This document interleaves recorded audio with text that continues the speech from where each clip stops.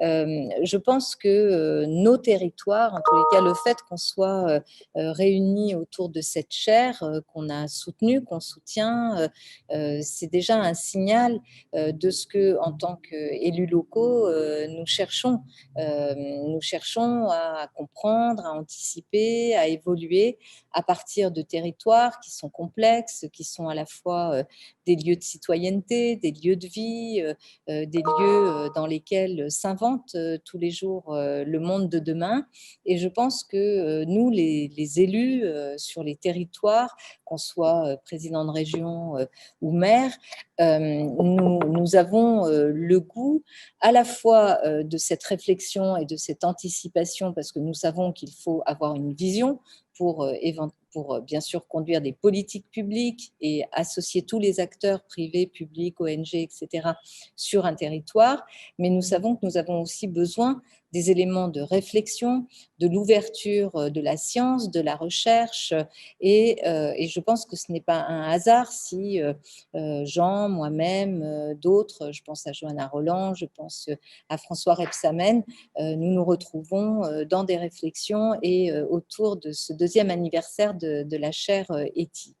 Le travail que nous avons pu faire avant la crise du Covid, je crois, nous a préparés. Nous a préparés parce que nous étions déjà engagés dans un travail de résilience. Parce qu'une ville comme Paris a connu avant le Covid d'autres épreuves qui nous ont obligés à nous remettre en question nos modes de fonctionnement. Nous avons été plusieurs fois au cours de ce mandat obligés de mettre en place des gestions de crise, c'est-à-dire de raccourcir encore les circuits, d'être encore plus réactifs que d'habitude. Et les crises, je pense aux attentats, mais aussi des canicules ou même des inondations que nous avons connues ces 6 dernières années, nous ont obligés à penser nos modes d'action. Et tout ce travail que nous avons fait précédemment sur la résilience, sur la smart city, mais en partant de la technologie pour aller vers l'humain et l'implication citoyenne, tout ce travail-là nous a été très, très utile, puisque, en fait, dans une ville comme Paris, 2,2 millions habitants, il y a un tissu social très actif, très imbriqué, très concerné, très informé, très participatif. Et ce tissu social, avec les acteurs économiques, avec les ONG, les citoyens et les élus, est un tissu qui a su à chaque fois se mobiliser et penser des modalités qui fassent que nos territoires à la fois résistent mieux aux crises, mais aussi se projettent de façon positive, de façon enthousiaste vers l'avenir. Et donc, il y a eu un travail préalable. Quand le Covid est arrivé, c'est vrai que nous avons forcément puisé dans nos réflexes des crises précédentes, mais tout en ayant conscience que c'était une crise d'une autre nature. Parce que la violence d'un confinement, la violence de l'incertitude, de la mort, puisque là, on était vraiment confronté à une situation où il y avait mort de beaucoup des habitants de notre commune, où il y avait l'angoisse liée au fait que notre hôpital, le système hospitalier, le système de santé publique, nous savions allait être mis à très très rude épreuve, et partant déjà d'une situation extrêmement détériorée quant aux moyens. Donc tous ces éléments-là qui ont été des éléments d'angoisse, d'anxiété, de stress, ont ajouté peut-être à ce que nous avons pu connaître dans les crises précédentes. Ce que je tire de cette expérience et de ce qui peut venir après, c'est que d'abord, nos collectivités, nos organisations humaines sont réactives, sont agiles, Nous avons su, même avec très peu de monde, à la fois dans l'état-major de la ville, mais aussi sur le terrain, identifier tout de suite quelles étaient les fonctions essentielles qui étaient absolument indispensables pour que nos concitoyens puissent vivre ce confinement. Nous avons immédiatement identifié dans notre action et en urgence et en priorité le soutien aux plus fragiles. Et les choses se sont faites, je dirais, dans un consensus total. Personne n'a dit non, il ne faut pas s'occuper des SDF, non, il ne faudrait pas s'occuper des réfugiés, ou non, il ne faudrait pas s'occuper des personnes âgées. Immédiatement, cet ordre de priorité dans l'action a pu être élaboré et dans quelque chose de très consensuel et en même temps très rapide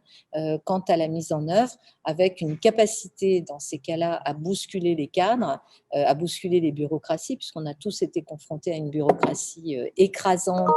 et extrêmement inquiétante, en tous les cas délirante, de doctrines qu'on voulait nous imposer et qui en fait étaient totalement contre-intuitive par rapport aux actions qu'il fallait mener. Je pense à la distribution de masques pour toutes celles et ceux qui continuaient à avoir une activité et notamment un risque de contamination, mais je pense aussi à tout le débat qu'on a eu sur les tests dans les EHPAD pour lesquels il a fallu se battre parce qu'on nous imposait une doctrine. Mais je pense que ce travail qui existait avant et la capacité de nos territoires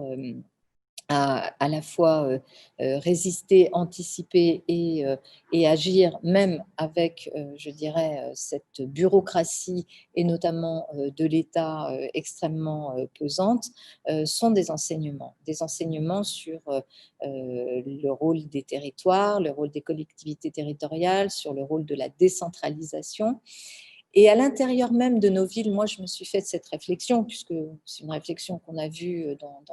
aussi portée dans les journaux et partout sur l'État français n'a pas tiré toutes les conséquences de la décentralisation. Ça s'est vu avec cette bureaucratie qui fait que, par exemple, toujours aujourd'hui, je ne peux pas ouvrir les parcs et jardins de la ville, mais tout le monde est agglutiné à l'entrée des parcs et jardins et qu'on laisse tout le monde rentrer dans les magasins et dans des lieux clos et pas dans des espaces ouverts qu'on pourrait réguler. Bon, donc on est encore confronté à cette difficulté-là, mais l'État français n'est pas allé au bout de la décentralisation et est quand même asphyxié par cette bureaucratie qui est essentiellement en train d'édicter des normes et qui a très très peu de recul et en tous les cas de connaissance des réalités. Mais je me suis dit aussi que dans une ville comme Paris, 2 200 000 habitants, 20 arrondissements aujourd'hui, nous ne sommes pas non plus allés au bout de la décentralisation dans notre ville et on va aller plus loin. Plus loin, évidemment, parce que dans cette crise, j'ai associé les maires d'arrondissement, majorité comme opposition, et les élus ont été responsables, ont fait front, ont été là vis-à-vis des citoyens, ont su élaborer aussi à l'échelle des arrondissements les mêmes stratégies que ce que nous avons pu faire à l'échelle parisienne. Et mon rôle, c'était aussi de les soutenir, de les accompagner pour qu'elles puissent se développer, ces stratégies encore plus territoriales. Et puis, au-delà de l'arrondissement, il y a la ville du quart d'heure. Et je pense que dans tout ce que nous avons pu observer, pour moi, il y a aussi une certitude, c'est que cette ville du quart d'heure sur laquelle nous avons beaucoup travaillé avec Carlos et qui est vraiment un de ses apports très très forts hein, au travail qu'on a pu faire ensemble, dans cette ville du quart d'heure, il y a évidemment une solution pour demain parce que les questions de santé,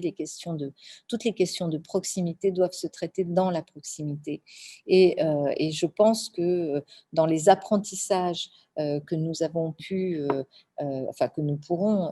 avoir et finalement engranger à l'issue de cette crise, il y a pour moi cette idée qu'il faut aller au bout de la décentralisation et que ça s'applique bien sûr à l'État, mais que ça s'applique aussi à la ville de Paris. Donc, c'est ce que je compte faire et appuyer beaucoup, beaucoup toutes les stratégies d'action, mais aussi de citoyenneté, de participation citoyenne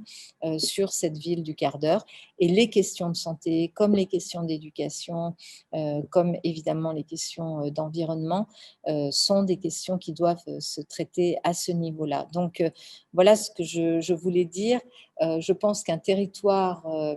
ou un pays est mieux préparé à confronter ce type de crise lorsqu'il a préparé les choses, lorsqu'il a réfléchi, lorsqu'il a pensé la résilience et lorsqu'il s'est préparé, même si on ne pouvait pas évidemment savoir ce qui allait nous arriver avec cette crise du Covid. Et je pense que la meilleure façon de répondre à tout cela, c'est quand même d'aller chercher des formes de coopération, de collaboration, de coproduction